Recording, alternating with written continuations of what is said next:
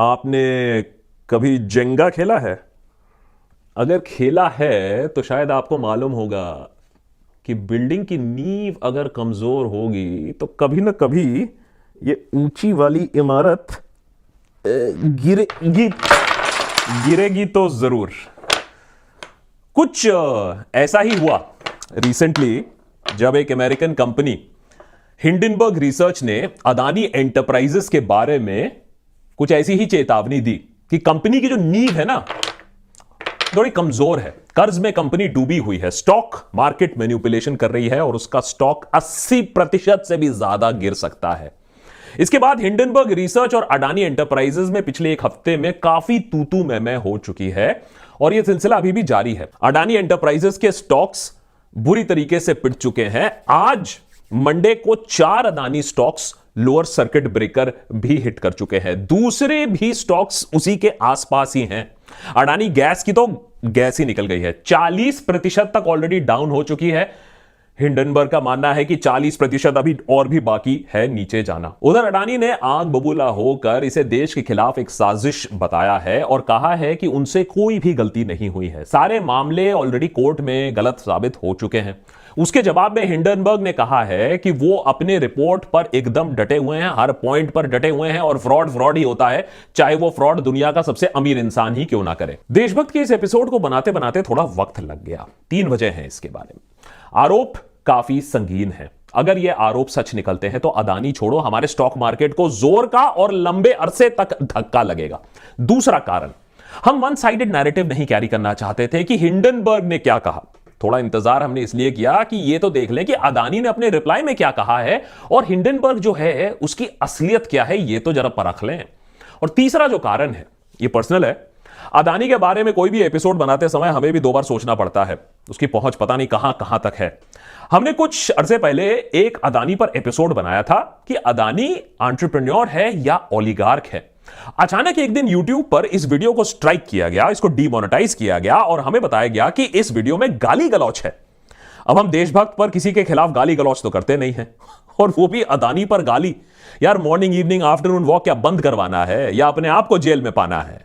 अरे इतने सारे वीडियोस हैं YouTube पर और YouTube को यही वीडियो मिला था अडानी के खिलाफ गाली गलौच वाली। तो इस वीडियो का क्या होने वाला है अगले कुछ घंटों में पता नहीं। तो भैया शेयर कर लो पहले ही, देख लो पहले, क्योंकि YouTube क्या वजह कल निकाल ले इसकी मैं गारंटी नहीं ले सकता हूं। लेकिन इस बात पर कोई डाउट नहीं है कि इस एपिसोड को बहुत मेहनत से बनाया गया है। मंजुल और मैंने मिलकर इस पर काफी टाइम लगाया है, पूरा वीकेंड लगा दिया और काफी दिन लगा दिए। दोनों पक्ष की बात हम आज आपके सामने रखेंगे इस एपिसोड में और पता लगाने की कोशिश करेंगे कि झूठ कौन बोल रहा है। क्या सच में अदानी दुनिया का सबसे बड़ा कॉर्पोरेट सबसे बड़ा कॉर्पोरेट फ्रॉड आर्टिस्ट है, या फिर अदानी के खिलाफ हो सकता है ये एक कंस्पिरेसी है। लेकिन जो भी हो, अदानी की एक बात हमें समझ में नहीं आती और हम उससे एकदम सहमत नहीं है कि यह हिंडनबर्ग रिपोर्ट देश के खिलाफ एक साजिश है। हमारे देश में सैकड़ों कंपनीज हैं और अडानी पर सवाल पहले भी उठ चुके हैं। मॉर्निंग कॉन्टेक्स्ट पढ़ते हैं क्या? वेब में अच्छी पत्रकारिता हो रही है, पढ़िए। डिटेल्ड रिपोर्ट पहले ही उनके खिलाफ छप चुकी है। फिच ग्रुप के बारे में सुना है? उसकी क्रेडिट साइट्स ने भी अडानी को ओवर लीवरेज बहुत पहले ही बता दिया है और इसको एक एरिया ऑफ कंसर्न भी बोला था। तो अदानी पहले देश के पीछे छुपना बंद करे, हिंडनबर्ग रिसर्च को चैलेंज करिए, इसको आप सू करिए, इसको आप खरीद लीजिए, मुझे फर्क नहीं पड़ता है। लेकिन देश प्रेम और राष्ट्रवाद कोई नत्ता नहीं है जिस पर कोई भी नेता या उद्योगपति आकर अपना हाथ साफ ले पोंछ के चला जाए। नेता टाइप आधा काम मत करो, सब्सक्राइब के साथ साथ बेल आइकॉन भी दबाओ। 24 जनवरी को जब नाटू नाटू ऑस्कर के लिए नॉमिनेट हो रहा था, पूरे देश का नाम रोशन हो रहा था, उसी समय दुनिया के तीसरे सबसे अमीर इंसान गौतम अदानी का नाम एक मामूली से रिपोर्ट में मिट्टी प्लेट हो रहा था। एक ऐसी कंपनी जिसके यहां 5 चुट्टे पुट्टे लोग काम कर रहे थे। लेकिन यही चुट्टू पुट्टू कंपनी और यही 5 लोगों वाली कंपनी ने $70 बिलियन प्लस का घाटा करवा दिया अडानी ग्रुप का अगले कुछ दिनों में। साथ ही साथ सारे बैंक्स जिन्होंने अडानी पर पैसा लगाया है, साथ ही साथ LIC, इन सबके भी स्टॉक्स बॉयकॉट गैंग की उम्मीदों की तरह बिखर गए। इस एपिसोड को रिकॉर्ड करते समय अडानी एंटरप्राइजेस 72 बिलियन के हवा हो चुके हैं और वो फोर्ब्स के रिचेस्ट रैंक में थर्ड पायदान से सीधे 7वें तक तो ऑलरेडी पहुंच चुके हैं। आपके देखते देखते शायद और भी फिसल गए होंगे।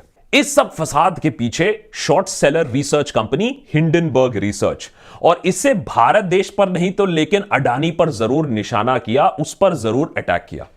हिंडनबर्ग की रिपोर्ट का हेडलाइन तो पढ़ लो, how the world's third richest man is pulling the largest con in history. मतलब कैसे दुनिया के तीसरे सबसे अमीर इंसान दुनिया का सबसे बड़ा घपला घोटाला कर रहे हैं। कितना सच है, कितना झूठ है इस दावे में, कौन है या ये कंस्पिरेसी है, पता लगाते हैं। अदानी के ऊपर आरोप समझने के लिए सबसे पहले तो शॉर्ट सेलिंग का बेसिक आइडिया होना चाहिए। अगर आप स्टॉक खरीदते हैं तो आप तभी तो पैसे कमाएंगे जब स्टॉक ऊपर जाएगा। ये है आम जिंदगी। लेकिन अगर आप स्टॉक को शॉर्ट करते हो, यानी ऐसी पोजीशन लेते हो कि ये स्टॉक भाई साहब गिरेगी, तब आप पैसा तभी कमा सकते हो जब वो स्टॉक नीचे आता है। ये है मेंटोस जिंदगी। यही मेंटोस जिंदगी का एग्जाम्पल हर्षद भाई ने भी दिया था। 1000 का बेचा, 800 में वापस खरीदा। हिंडनबर्ग रिसर्च यही काम करती है, कमजोर या घपले वाली कंपनी को पकड़ती है, उसे स्टडी करती है, एनालाइज करती है, उसकी पोल खोलती है, उसके खिलाफ पोजीशन लेती है और स्टॉक को फिर गिराया जाता है इंफॉर्मेशन को पब्लिक करके। ये अटपटा तो लगता है लेकिन लीगल है। बहुत लोगों का यह मानना है कि हिंडनबर्ग जैसे कंपनीज मार्केट में घपले, स्टॉक मैनिपुलेशन को काबू में रखते हैं क्योंकि वो कंपनीज की पोल खोलते हैं।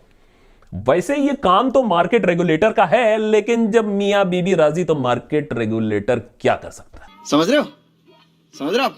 चलिए 1 मिनट वाली जरा हिस्ट्री रिवाइंड कर लेते हैं। 1937 हिंडनबर्ग उस समय का सबसे बड़ा हवाई जहाज था पूरे दुनिया में, टाइटैनिक जैसा विशाल, लेकिन उड़ता भी था।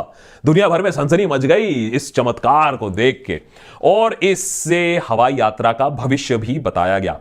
लेकिन जब अकस्मात दुर्घटना घटी तब इसकी कमजोरियां सामने आई। तब यह विशाल जहाज धू धू करके जमीन पर आ गिरा, बहुत सारी जानें भी गई, और यह सब कुछ हुआ सिर्फ 40 सेकंड में। 40 सेकंड में एयरशिप्स फ्यूचर से हिस्ट्री ऑफ एविएशन हो गई। इस दुर्घटना के 80 साल बाद 2017 में नीट एंडरसन ने एक ऐसी कंपनी बनाई जिसका नाम उसने हिंडनबर्ग रखा, और काम भी वही करना शुरू कर दिया। कमजोर या घपले वाली कंपनी को पकड़ो, उसको ढेर सारा उस पर रिसर्च करो और उसके साथ हिंडनबर्ग कर दो, यानी शेयर प्राइस में ऐसी आग लगा दो कि वो क्रैश हो जाए। तो हिंडनबर्ग ने कोई पत्रकारिता बाय द वे यहां नहीं की। सबसे पहले तो ये खुलासा कर दे, अपने प्रॉफिट के लिए उन्होंने ये खुलासा किया, जैसा कि निकोला नाम की एक कंपनी के साथ उन्होंने किया था। वहां के एम्प्लॉय से बात करके, पब्लिक रिपोर्ट्स को डिटेल्ड में एनालिसिस करके यह दावा किया कि कंपनी के फाउंडर ट्रेवर मिल्टन जो हैं, उन्होंने फ्रॉड करके कंपनी को इस लेवल तक पहुंचाया है और शेयर्स को गलत मैनिपुलेट करके इतने ऊपर लेवल्स तक वो ले गए हैं। इस रिसर्च के आने के बाद निकोला कंपनी के शेयर्स जो कि 60-65 यूएस डॉलर्स पर चल रहे थे, वो $3 तक भी नहीं रह पाए, कंपनी का बट्टा धार कर दिया। हिंडनबर्ग ने इस कंपनी के शेयर्स को शॉर्ट करके अच्छा खासा मोटा पैसा कमाया। कई यूएस कंपनीज पर इसी तरीके से हिंडनबर्ग ने धावा बोला है, लेकिन यूएसए में कोई हिंडनबर्ग को एंटी नेशनल अर्बन नक्सल नहीं बोलता है, बल्कि कंपनीज उन्हें और भी डर और इज्जत की निगाहों से देखते हैं। तो मार्केट में हिंडनबर्ग का जो रेप्यूटेशन है वो काफी सॉलिड है। मैंने 2 साल का रिसर्च अगर किया है तो किया है। कुछ ऐसा ही हुआ फिर 24 जनवरी को, जब हिंडनबर्ग ने कहा कि अडानी में बहुत ज्यादा प्रॉब्लम है। यह दावा किया कि कंपनी में कई शेयर अकाउंटिंग फ्रॉड्स हुए हैं और उसके शेयर्स हाईली इन्फ्लेटेड हैं, 80% तक इन्फ्लेटेड हैं। वैसे तो एलिगेशंस की लिस्ट काफी लंबी है, लेकिन सच और झूठ, कौन या कंस्पिरेसी समझने के लिए जल्दी से कुछ हेडलाइंस टटोल लेते हैं। करीब 2 साल चले इस रिसर्च में यह दावा किया गया है कि अडानी के 7 लिस्टेड कंपनीज में पिछले 3 सालों में $100 बिलियन का इजाफा हुआ है स्टॉक प्राइस बढ़ने की वजह से। यह सातों कंपनीज का एवरेज हाइक आप मान के चलिए 820% हुआ है। पिछले 3 सालों में आपका एवरेज हाइक कितना था? और पूरे सेंसेक्स का अगर आप रिटर्न भी मान ले इस पीरियड में तो 50% तक ही आता है। तो अडानी कंपनीज ने कौन सी ऐसी अलग फकीरी पकड़ ली कि कोविड काल में उन्हें अमृतकाल मिल गया है? 3 साल में अडानी का अपना वेल्थ तो 80% से भी ज्यादा बढ़ चुका। रिपोर्ट में यह भी लिखा गया कि अडानी ग्रुप में जो 22 की मेंबर्स हैं, उनमें से 8 तो अडानी के फैमिली मेंबर्स ही हैं। ओहो, आप कहोगे परिवारवाद प्रो मैक्स, लेकिन प्रॉब्लम परिवारवाद से नहीं है। हिंडनबर्ग रिपोर्ट का यह कहना है कि परिवार अगर स्टॉक कंट्रोल कर रहा है रिमोटली, तो अडानी ने इसको फाइंडिंग्स में डिक्लेयर नहीं किया है, उन्हें अलग एंटिटीज बताया है। प्रॉब्लम नंबर 3, अडानी ग्रुप जिस पे 4 इन्वेस्टिगेशंस चल रही हैं मनी लॉन्ड्रिंग के, उस पर यह भी आरोप है कि उसने मॉरिशस, यूएई, कैरिबियन आइलैंड्स में बेनामी कंपनीज बैठाई हैं और फर्जी एक्सपोर्ट इंपोर्ट बिल्स भी बनाए हैं। पॉइंट नंबर 4, गौतम अडानी के छोटे भाई राजेश अडानी को 2004-5 में डायरेक्टरेट ऑफ रेवेन्यू इंटेलिजेंस ने डायमंड ट्रेडिंग के नाम पर फ्रॉड करने का जिम्मेदार माना और इस मामले में वो 2 बार अरेस्ट भी हुए।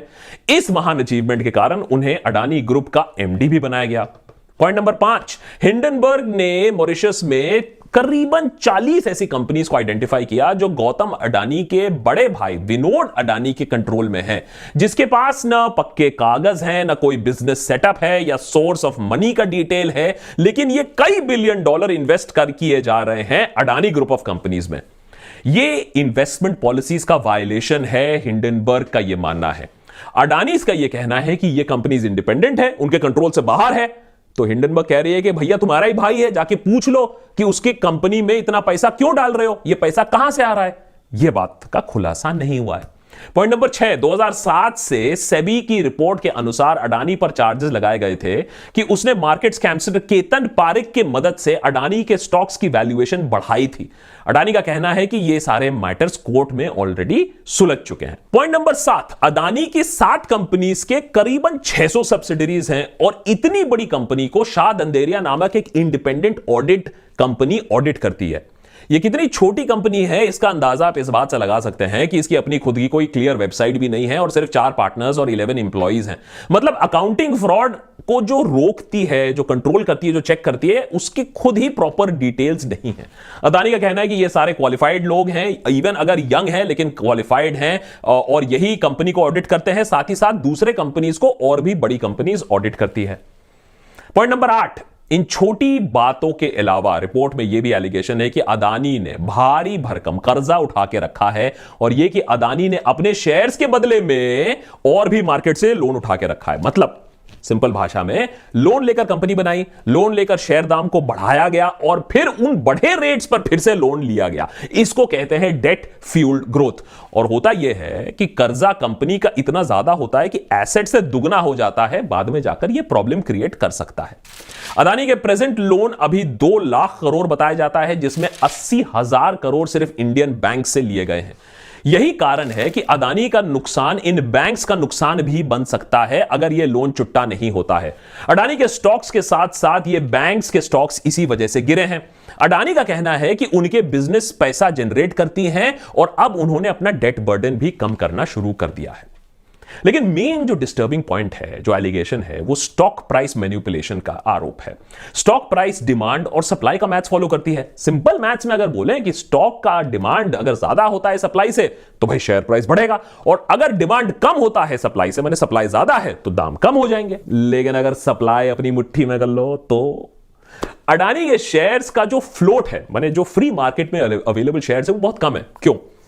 73% प्रोमोटर्स के पास है। अडानीज के पास खुद ही 73% है, जो मैक्सिमम परमिसिबल होता है under Indian regulation is about 75%। तो वो ऑलरेडी लिमिट तक है कि कंपनी अपने कंट्रोल में है। बचे आपके 27%। चलो ठीक है, 27% है, मार्केट में डीलिंग होती है उससे, कोई बड़ी बात नहीं है। लेकिन अगर उस 27 से 15% और हटा दो, मॉरिशस, केमन आइलैंड से यही चीज कंट्रोल हो रहा है। हिंडनबर्ग का यह कहना है कि यह भी कंट्रोल हो रहा है अडानी के through, indirectly through his family. बचा बचाया आपके पास 10% है, उस पर एसबीआई, एलआईसी जैसे मोटे इन्वेस्टर्स बैठे हैं। तो शेयर्स बचे कितने रेगुलर ट्रेडर्स के लिए? 3 से 5%। तो जब सप्लाई इतनी कम होगी तो प्राइस तो आसमान छू ही सकती है। मैनिपुलेशन आसान है। फॉर कंपैरिजन, यस बैंक में आपको 4 करोड़ शेयर्स मार्केट में आपको मिल जाएंगे, ओपन मार्केट में। अडानी के आपको 4 लाख तक शेयर्स मिल पाएंगे। लेकिन मजे की बात यह है कि शायद इसी कारण से अडानी के शेयर्स टोटल कोलैप्स नहीं करेंगे, उतना डैमेज नहीं होगा, क्योंकि शेयर्स है ही नहीं। बेचेगा कौन? ना एसबीआई बेचेगा, ना एलआईसी बेचेगा, ना मॉरिशस की कंपनीज बेचेगी, और प्रमोटर तो खुद अपने आप क्यों बेचेगा लॉस में। तो हो सकता है इसी के चलते डैमेज कंट्रोल हो जाए, और इसी को कहते हैं मास्टर स्ट्रोक। उधर अडानी ने भी अपना दागना शुरू कर दिया है, रिप्लाई करना शुरू कर दिया है। उन्होंने कहा है कि इस रिपोर्ट के खिलाफ हम लीगल एक्शन लेंगे और यह भी कहा है कि हिंडनबर्ग की सारी रिपोर्ट फर्जी और बेबुनियाद है। हिंडनबर्ग एक शॉर्ट सेलिंग कंपनी है और इसीलिए उन्होंने जानबूझ के अडानी के स्टॉक्स को गिराने के लिए यह रिपोर्ट रिलीज किया है। लेकिन अगर हिंडनबर्ग की रिपोर्ट को फाड़कर हम डस्टबिन में फेंक देते हैं, मान लीजिए सब सच है, शॉर्ट सेलर है, जबरदस्ती की है, जानबूझ के किया है, अगर हम इस रिपोर्ट को फाड़ के डस्टबिन में भी फेंक देते हैं तब भी कुछ अहम सवाल हैं जिसका जवाब अडानी को देना पड़ेगा कुछ दिनों में। जैसे एलआईसी और अडानी का यह रिश्ता क्या है, इसे क्या कहलाते हैं? सरकार के कहने पर चलती है एलआईसी और इंश्योरेंस सेक्टर में 98% इन्वेस्टमेंट, माने इंश्योरेंस सेक्टर को अगर आप पूरा उठा लो उसमें 98% इन्वेस्टमेंट सिर्फ एक कंपनी ने अडानी में करके रखी है और वो है एलआईसी। भाई ऐसा क्या दिखता है एलआईसी को? सितंबर 2020 से अभी तक एलआईसी ने अडानी में 10 गुना ज्यादा पैसा लगाया है। 7,300 करोड़ रुपए से 72,000 करोड़ रुपए एलआईसी ने लगाया है। ये इन्वेस्टर का पैसा है, ये आपका और हमारा पैसा है जो एलआईसी को गया है और एलआईसी उसमें डाल रही है। ऐसा क्यों किया गया है? क्योंकि पूरी की पूरी जो म्यूचुअल फंड इंडस्ट्री है वो तो अडानी के शेयर से दूर रहती है क्योंकि उसका मानना है कि ये प्राइस ओवर वैल्यूड है। तो एलआईसी ऐसा काम क्यों कर रही है? और इतने हंगामे के बाद भी, 18,000 करोड़ के घाटे के बाद भी एलआईसी अभी भी अडानी में ही पैसा लगा रहा है। गजब कॉन्फिडेंस, या फिर कुछ मजबूरी हो सकती है। अब आते हैं कंस्पिरेसी के एंगल पर। अगर ये कंस्पिरेसी सच्ची में है तो हिंडनबर्ग रिपोर्ट ने टाटा, बिरला, इंफोसिस, विप्रो इन कंपनीज पर क्यों नहीं कभी ऐसा प्रहार किया है? मालूम है आपको इंफोसिस के शेयर्स कहां से कहां तक चले गए हैं, कितने लोगों को अमीर किया है इंफोसिस ने। ये काफी पुरानी कंपनीज हैं, कभी कोई दाग नहीं लगा है। लेकिन ये हिंडनबर्ग, ये फिच रिपोर्ट, ये सारे के सारे लोग अडानी के पीछे क्यों पड़ रहे? कहीं नेहरू की, खैर छोड़ो। दूसरा पॉइंट, इतनी बड़ी कंपनी एक रिपोर्ट से कांप कैसे जाती है? मान लेते हैं ये एक वेस्टेड रिपोर्ट था, लेकिन सिर्फ 5 लोगों की एक कंपनी एक ऐसा बड़ा साजिश कर सकती है कि देश का इतना बड़ा इंडस्ट्रियलिस्ट और देश की इतनी बड़ी कंपनी कांप जाती है। और अगर ये इंडिया के खिलाफ अटैक है तो फिर इंडिया काफी वीक है या फिर अडानी के अकाउंट्स काफी कमजोर हैं? कमेंट सेक्शन में लिख के बताइए आपको क्या लगता है कौन कमजोर है। पॉइंट नंबर 3, क्या 1992 से अब तक कुछ बदला नहीं है? स्टॉक मैनिपुलेशन क्या उतना ही आसान है? सत्यम कंप्यूटर 2010, हर्षद मेहता 1992 और बीच में बहुत सारे और भी प्लेयर्स आ चुके हैं। तो सेबी, आरबीआई कर क्या रही थी? जमीन के अगेंस्ट लोन समझ में आता है, गोल्ड के अगेंस्ट लोन समझ में आता है, पर स्टॉक के अगेंस्ट, जिस स्टॉक को शायद गलत तरीके से बढ़ाया गया है, इन्फ्लेट किया है, उस पर आप लोन ले रहे हो। तो ऐसे केस में अगर डिफॉल्ट हो गया तो बैंक रिकवरी क्या करेगी? क्योंकि स्टॉक तो हो चुकी होगी, उसका तो गैस निकल चुका होगा। और इस केस से एक बड़ा सवाल यह भी आता है कि इन्वेस्टर, आम इन्वेस्टर का क्या होगा? हम कैसे जज करेंगे कंपनी को? अडानी एंटरप्राइजेज एक लिस्टेड कंपनी है, सेंसेक्स और निफ्टी का हिस्सा है, गवर्नमेंट के गुड बुक्स में है, बड़े बड़े प्रोजेक्ट्स हैंडल करती है। इसके प्रमोटर वर्ल्ड के 3rd लार्जेस्ट रिचेस्ट इंसान कुछ दिन पहले तक थे। क्या ये सारी वजह नहीं है काफी एक कंपनी को ट्रस्ट करने के लिए? अब अगर ऐसी company government, SEBI, RBI, law सबको चूना लगा सकती है तो फिर हम किस कंपनी पर भरोसा करें? हम स्टॉक मार्केट पे कैसे एंटर करें? इसी वजह से सेबी ने अब बोला है कि हम इस हिंडनबर्ग रिपोर्ट को अब पढ़ेंगे। एलआईसी ने भी चौड़ होकर कहा नहीं नहीं हम सवाल पूछेंगे। अच्छी बात है, पूछिए, क्योंकि जहां स्टॉक के गिरने से हमारा नुकसान होता है वहीं बैंक का अगर लोन डिफॉल्ट हो गया तब चार्जेस के रूप में नो बैलेंस अकाउंट में पैसा आप और हम ही भरेंगे, बैंक वसूली ले लेगा। अदानी को कुछ नहीं होने वाला है, हम लोगों की ही कमर टूटेगी। एलआईसी को अगर कुछ हो जाता है तो अडानी का कुछ नहीं होगा, आपकी और हमारी लाइफ इंश्योरेंस खतरे में आ सकती है। अडानी ने डिफेंस तो माउंट किया है, यह बताने की कोशिश की है कि हिंडनबर्ग को इंडियन मार्केट्स को समझने की काबिलियत नहीं है, जैसे कि हर प्रोजेक्ट के लिए एक बड़ी कंपनी एक सब्सिडरी बनाती है, यह एक आम प्रैक्टिस है। लेकिन मार्केट को यह रिपोर्ट के आने के 1 हफ्ते बाद भी अभी तक पूरा विश्वास नहीं हो रहा है। 400 पेज का जवाब हिंडनबर्ग को जो दिया गया, लेकिन रिसर्च एजेंसी कहती है कि उसमें लेक्चर ज्यादा है, फैक्ट्स बहुत कम है। हिंडनबर्ग कहती है कि अडानी ने चाइनीज नेशनल चैंग चुंग ली के साथ अडानी के क्या संबंध है इसको बताया नहीं है, इसका खुलासा नहीं किया है, और ना ही यह बताया है कि उनके बड़े भाई विनोद अडानी के साथ उनके बिजनेस डीलिंग्स क्या हैं और कैसे हैं। और बहुत सारे सवाल हैं जिसका जवाब अभी तक नहीं दिया गया है। इस पे कोई दो राहें नहीं है कि यह अडानी के लंबे करियर में उनके लिए सबसे बड़ी चुनौती रही है, और आने वाले हफ्तों में यह पता चलेगा कि अडानी के शेयर्स डूबेंगे या तैरेंगे।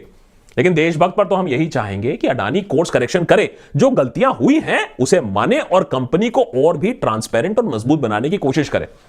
हमारे देश में आज अडानी एक नहीं, हमें 100 और अडानी चाहिए हमारे देश को आगे बढ़ाने के लिए, लेकिन एक ट्रांसपेरेंट, लीगल और नॉन मैनिपुलेटिव तरीके से हमें अगले वाले अडानी चाहिए। तो अगर इससे ट्रांसपेरेंसी बढ़ती है इस रिपोर्ट से, तो बहुत अच्छी बात है।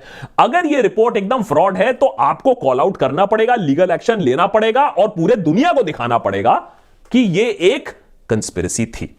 नेता टाइप आधा काम मत करो, सब्सक्राइब के साथ साथ बेल आइकॉन भी दबाओ।